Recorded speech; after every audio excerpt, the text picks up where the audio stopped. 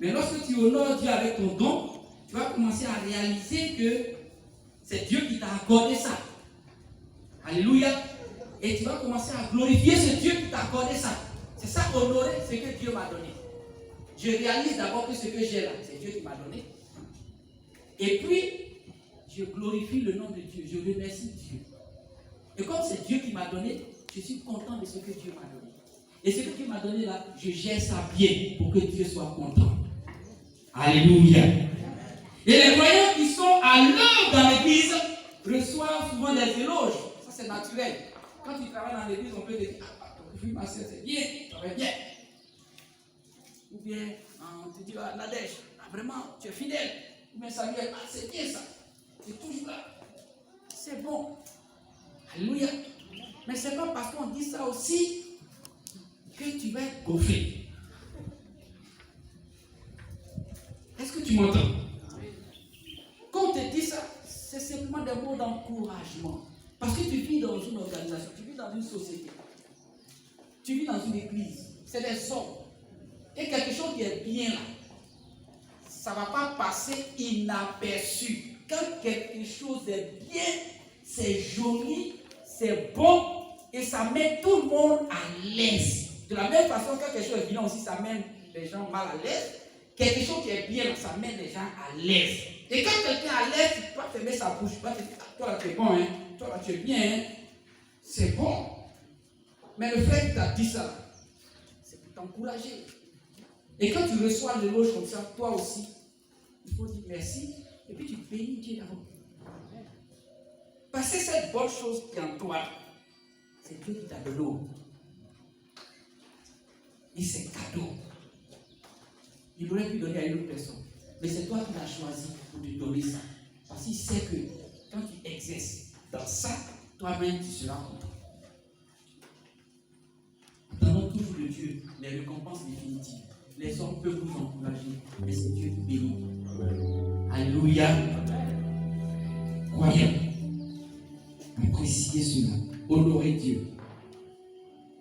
Appréciez tout ce que Dieu vous donne. Mais le diable aussi peut s'en servir pour nous faire tomber. Et nous ne pouvons pas tirer gloire de notre ministère. Mais sachant que c'est Dieu qui peut nous renouveler, nous restaurer. Et c'est un don de Dieu. Nous devons respecter les dons. Alléluia. Nous devons respecter les dons. Mais nous ne pouvons pas nous vanter de posséder les dons. N'oublions jamais que tout ce que nous avons, c'est Dieu qui nous l'a donné. Alléluia. Et ça, vous trouvez ça dans 1 Corinthiens 4, verset 7. Tout ce que nous avons, c'est Dieu qui nous a donné. Et pour finir, servir Dieu, il faut utiliser votre don. C'est vrai que vous avez développé vos dons, d'abord en découvrant les dons. J'ai découvert les dons. J'apprécie les dons. Je dois, pour finir, les utiliser. Alléluia. Et dans Romains 12, verset 6, il nous est dit d'utiliser nos dons en accord avec la foi. Alléluia. Dans Romains 12, verset 6, il nous est dit d'utiliser nos dons en accord avec la foi. Dons et foi vont ensemble. Dieu t'a donné un fardeau. Mais ce fardeau-là, pour l'utiliser, il t'a donné quelque chose que tu dois faire. Mais pour exercer cette chose-là, il faut le faire, il faut la faire avec la foi. Regardez ici, par exemple, ça c'est Dieu qui m'a envoyé ici, hein, et puis il a dit de faire l'église ici. Mais pour me lancer dans ça, il faut que je fasse ça avec la foi. Il faut que je continue toujours à croire que Dieu est avec moi. Lorsqu'il y a des défis, je regarde toujours à Dieu. Lorsqu'il y a des trucs grands à faire, que ça nécessite par exemple beaucoup de moyens, je dois toujours compter sur Dieu. C'est là que je vais avancer. Sinon, si Dieu t'a dit de faire, Dieu t'a dit exerce ici, va ici, et puis tu ne vas pas avec la foi, tu vas commencer à calculer. Tu vas dire, ça là, est-ce que moi-même je peux faire? Est-ce que moi-même là, je peux voyager? Est-ce que moi-même là, Dieu me dit d'aller évangéliser dans telle région? Est-ce que j'ai l'argent pour billet d'avion? Et si jamais même sorti du pays là, je vais faire comment?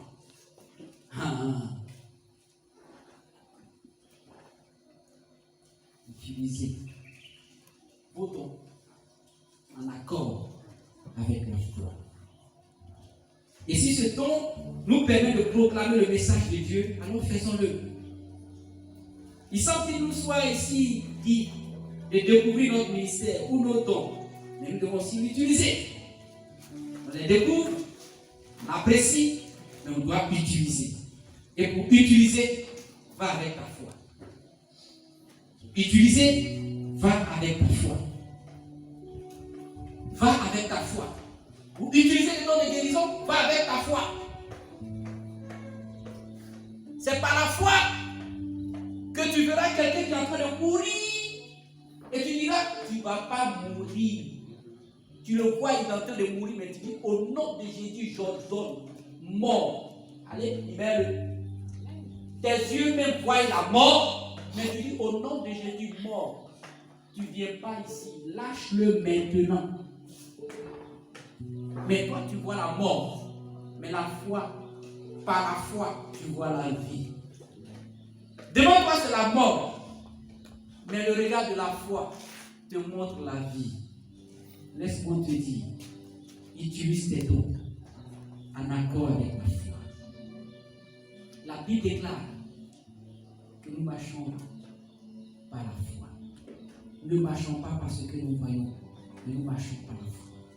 Toute entreprise grande, tout ce qui se fait avec Dieu est grand. On ne fait pas les choses avec Dieu petit. Dieu n'est pas un Dieu petit. C'est pour cela ayez de la vision. On sert Dieu avec une grande vision. Ne limitez pas Dieu dans une boîte de sardines, mais dans un paquet de je ne sais pas quoi, de boîte d'allumettes. Non. Dieu n'est pas un Dieu limité, il est illimité. Vois loin. Mais tout ce que tu fais, toute la vision que tu as des grandes choses, il faut l'utiliser avec la foi pour que cela se réalise.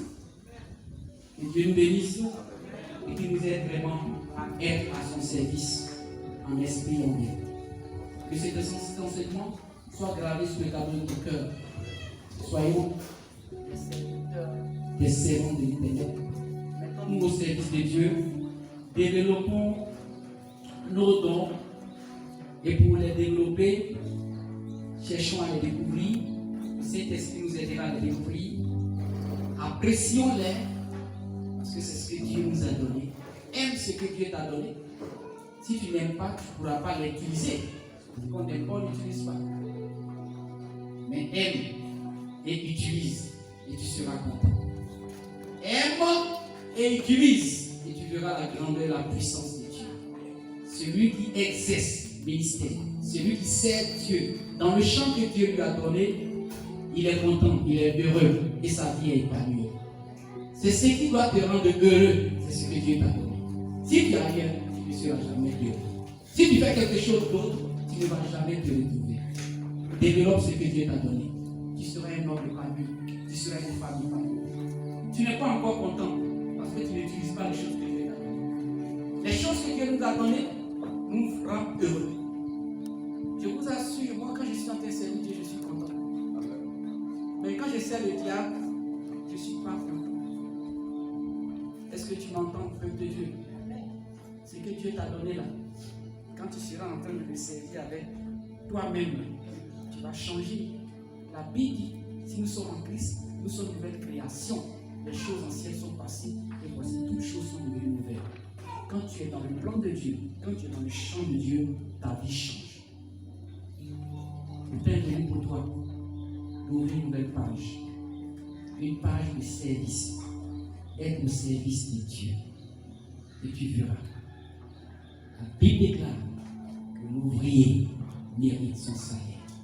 Et le salaire que Dieu te donne, c'est la bénédiction, c'est la victoire, c'est la joie, c'est la grâce, c'est l'espérance, c'est la paix. Que Dieu te bénisse et que la grâce de Dieu soit sur ta vie au nom de Jésus. Amen. Nous allons dire, développer de Dieu, nous allons dire merci au Seigneur pour sa parole.